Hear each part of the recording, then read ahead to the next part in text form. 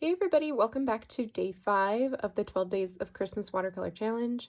Today we are going to be painting a Christmas wreath, but just not your typical wreath. It's actually a grapevine wreath with some eucalyptus, some greenery, winter greenery, and berries. I thought would be really pretty just to do something different. I know last year, if you were also participating in my 12-day challenge, that we did kind of more of like a Norfolk wreath.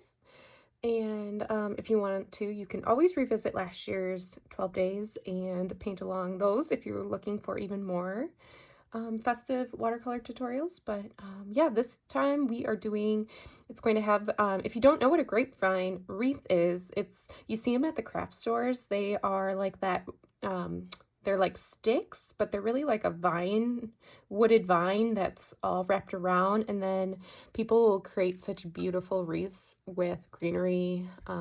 Yeah, you can go ahead and look them up just so you can get an idea of what a grapevine wreath is if you haven't heard of it before. But yeah, let's go ahead and get started. Today I'll just work in a medium pointed round brush. So here I have my size 3.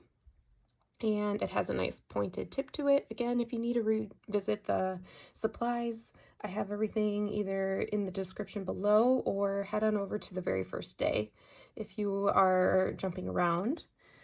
So let's start with doing the wooded part because it should be pretty easy, but I just want to show you how you can create different vines and different depths of the brown, kind of similar to how we did our bird.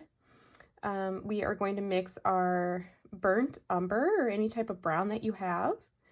And then we're also going to put a little bit of a darker color with that. So I love to do the Payne's Gray, and that's going to give us kind of that grayish brown color. So we'll have a variety of browns to work with.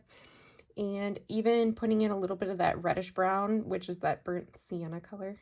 Here we have that nice warm orangey brown. So just kind of laying that out on my palette here. Each day I try and wipe it down so I have a clean palette to color mix on. You don't need to do that. It's not my typical workflow, but I just want to show that so that you guys can kind of see, instead of me using all my colors pre-mixed, but that's actually my favorite way to work. So here I have my burnt umber and the warm burnt sienna mixed together right now. And that's going to be the base color that I will start to paint with. And there's no rhyme or reason on how we're going to do this or where to start. So I'll just start up here.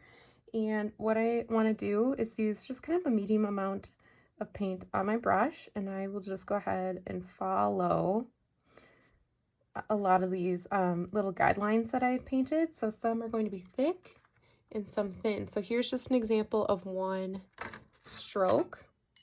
And we want to do varying light and dark. So here I see another nice thick line here. So these are just our different sticks. So I'm kind of just working in what I see, and then I'm going to fill them in so it looks like one big woven like wreath of sticks. So let's just paint a few lines like this just to get us started and mapped out. So I'm just using whatever I have on my brush like this, and we'll just continue to do that. Again, this is all going to get filled in, just grabbing more paint as we need, and I will just carry that through as we work our way up the wreath here. And the reason why I'm not painting the entire wreath this one brown color is because I do want a variety of colors, because there's some that are overlapping and we'll paint in the shadows and whatnot, and some need to be highlighted. So that's why I'm just doing a nice variety. And that one I needed more water. Just pick up, if you ever have that problem where the brush creates a really rough edge like that, just pick up more water and you can smooth it back out. Sometimes that happens if you don't have enough water. Okay, again, I'm just going to pick up whatever type of brown is coming up in my palette here, as long as it's not super dark. That's all I want to work with right now. Here's a fun one that kind of goes like this. And let's do some kind of come off here. We'll do some detailed pieces at the end too. Right now I just want to get our medium tones in there. Let's see. I see some kind of going up this way. And naturally you will get some darker, lighter shades even with the one color we're working with now, because if you do have multiple colors mixed on your palette, it'll just naturally grab a variety of colors, and then depending on how much paint you have on your brush to water will also dictate the color and the intensity. Okay, so here we have a good amount of our medium. Now let's go ahead and let's do some dark just to help ground some of that area. So here we have that Payne's Gray, and I'm just going to grab a little bit of our burnt umber, and that'll create a really rich dark brown. I think I'll even use a little bit of that burnt sienna just to warm that up even more. I have a decent amount of paint, not a ton of water, but enough to be kind of a milky smooth texture. And now we need to paint some lines underneath here, and that's going to show some pieces that are set back. So there's one, and again, I need to pick up more water. And let's do one down here. And I don't want you to feel pressured if you are having a hard time following along on where I'm putting all my strokes. Just know that if you have some fun intertwining pieces like this, that is all that matters. It doesn't necessarily matter where your darks and your lights are throughout your wreath. But you don't want to overlay a dark piece over that medium brown we just did, only because that is on top of our dark pieces we're painting here. Let's see, so I'm not going to fill in the whole thing again. Just kind of playing around, making fun little line shapes with the very tip of my brush, so I'm not pressing super hard. Again, I need to mix up a little bit more of that color. Something I'm constantly doing when it comes to watercolor is I never mix up enough paint initially, so I'm always creating somewhat of a similar color, but a lot of the times it's a whole new color and it's just close enough. But that's what I like, is that creating nature elements like this, you don't need always the same color because it's natural and not everything is one flat color. Okay, so there's one little fun one there. Let's do some up here. And eventually we'll get to the green. Let's see. Let's do some kind of creeping behind these ones. There. And let's see. And this looks pretty contrasted on camera here, but as this dries, it won't look quite so contrasted. And let's see, let's do a few over here. And we have a few fun little lines kind of jetting off. And if you know, the grapevine has that fun curly cue to it. So we'll do a few of those coming off. I don't have that necessarily in the outline, but you can go ahead and have fun with that if you wanted to. That really gives the essence of what this wreath is. Let's do one kind of coming into the center. Again, I'm able to use the same brush, just really light pressure. And let's see. Let's do one over here. And maybe this one will kind of go like this.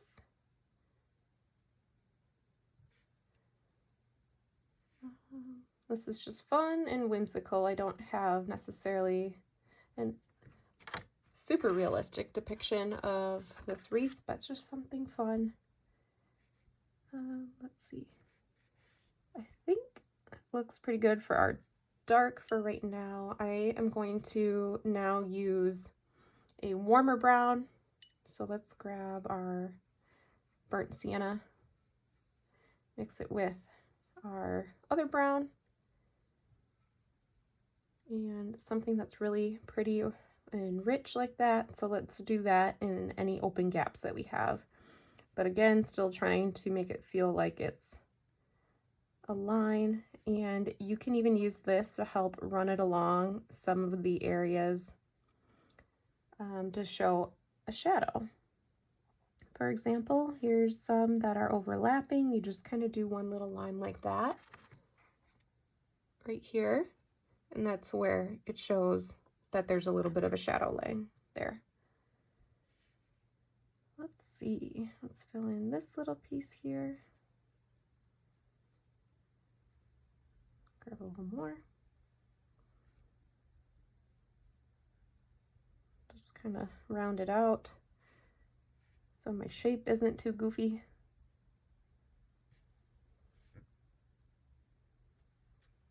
All right, we're getting close to filling in. It's okay, you have a little bit of white somewhere along the way.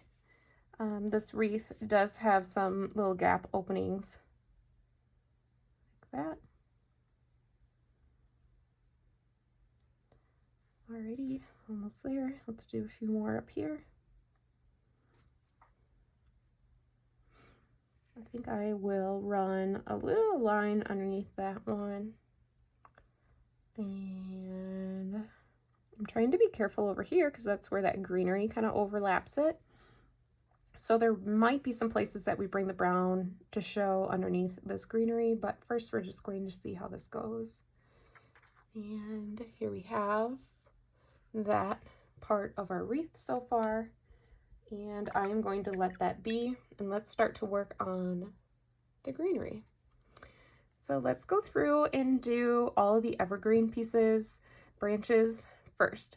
And my palette here only has a sap green, which is a pretty bright grassy looking green, and to darken it, because a lot of the times these branches, evergreen branches are darker green. So here we go with a little Payne's gray into there.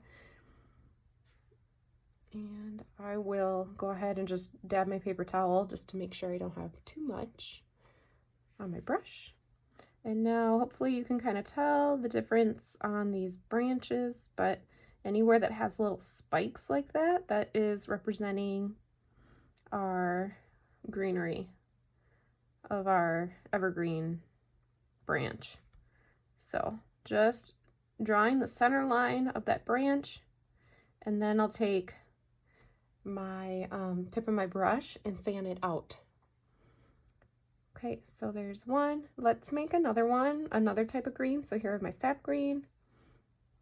Let's mix a little yellow ochre in there, just to get something a little bit on the lighter green side. And let's do a lighter green piece kind of up top here. So again, here's our center. And we'll just fan these pieces out. Again, I'll pick up a little more water, just so I can get a little more of a smooth line, like that. And I want to do one here with that same green.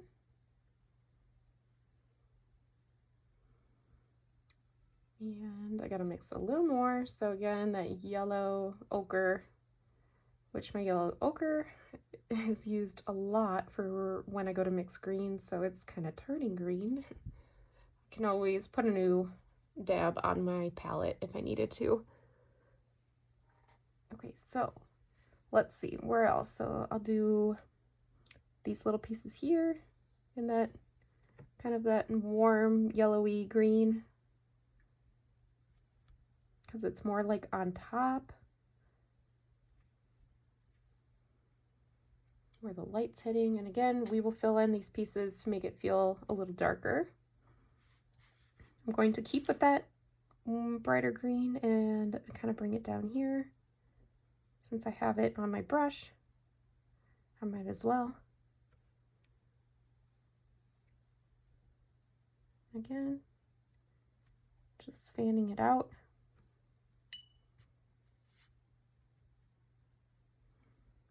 Let's see, I'll grab a little more. And let's do one here.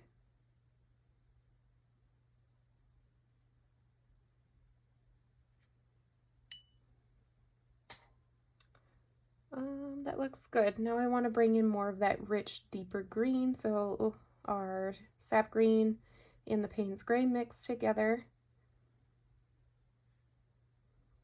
We'll kind of come back here. It's okay if it takes on that nice winter, I like to call it a winter green, I guess. More of that like deeper bluish green. One there. Got another one hanging down over here.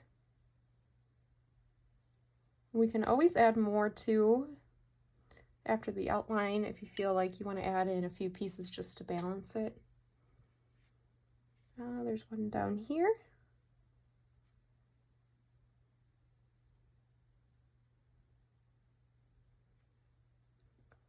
And I think I see one right back here. So we might want to go through and layer, but for right now, that looks pretty good. Okay. So again, I just have a variety of pine needly green pieces there. And next what we'll do is this. It's going to be kind of like a holly piece where it has the green and the red berries to it. So let's go ahead and use more of our like grassy green color that we have. Again, that's like the sap green.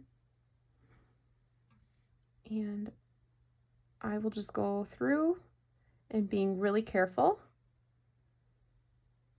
and kind of filling in those little fun ovally teardrop shaped leaves. They're very, very small. So there's one piece. And let's do one over here. Just draw the center line. And now that I have less paint on my brush, they're a little bit lighter, which is a nice effect. Otherwise, go ahead and dab your paper towel if you feel like you have too much. The nice thing about greenery is that you really can't mess it up because it's a natural element. Doing kind of coming down here.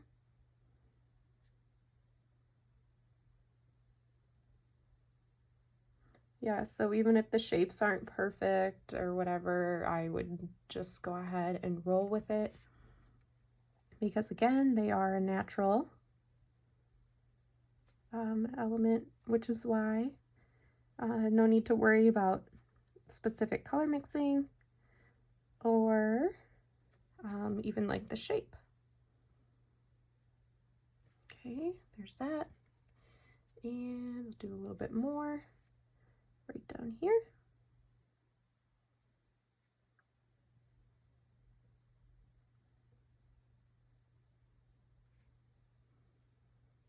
All right.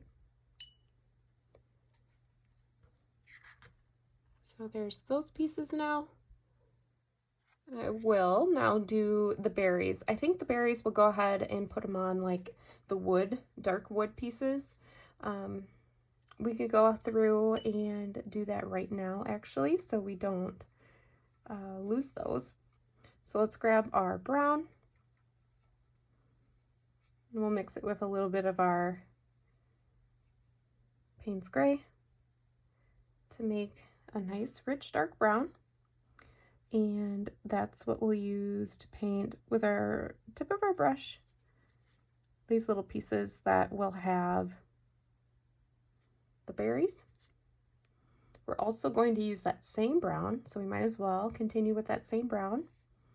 And we are going to work to fill in these little gaps on our wreath so it looks continued. So just kind of doing our best to show, see that there's a little area here. Some over here.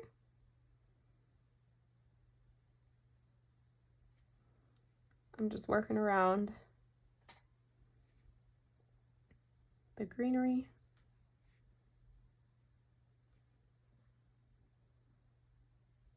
Kind of painting in between. I'm okay with leaving a little bit of white there, but as you can see, that's already helping to fill out that wreath. You see this piece looks a little bit. All right, there's that. And again, now we still need to do the berries. So I have this, they're really, really small. So it's okay with whatever red you have in your palette, red or orange. And I'm just going to fill those in, like so.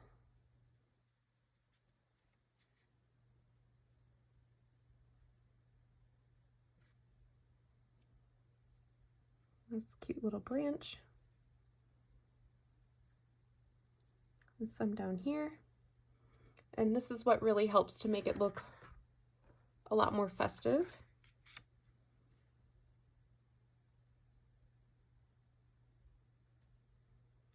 Some down here. And some over here.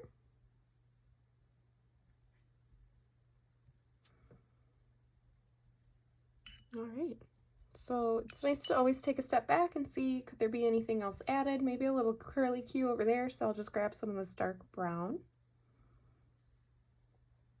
And we can do another little curl just to help fill in that space. All right, so I think that looks really fun and festive. And if you need to, go ahead and fill in any other little gaps that you feel like you might have here. But otherwise, I think that was a really fun approach to doing a lighter, more whimsical looking grapevine wreath that had a little bit of holiday sprigs to it. All right, I hope you guys enjoyed today's a little bit shorter tutorial. Hopefully you guys are able to tackle these in small margins of your day, because I know the holidays are always so busy. So if you are painting along, be sure to post your paintings on Instagram. Tag me at Windswept Design Studio, because I am logging all of your entries, and I will be announcing the grand prize winner that is randomly selected out of all of the entries.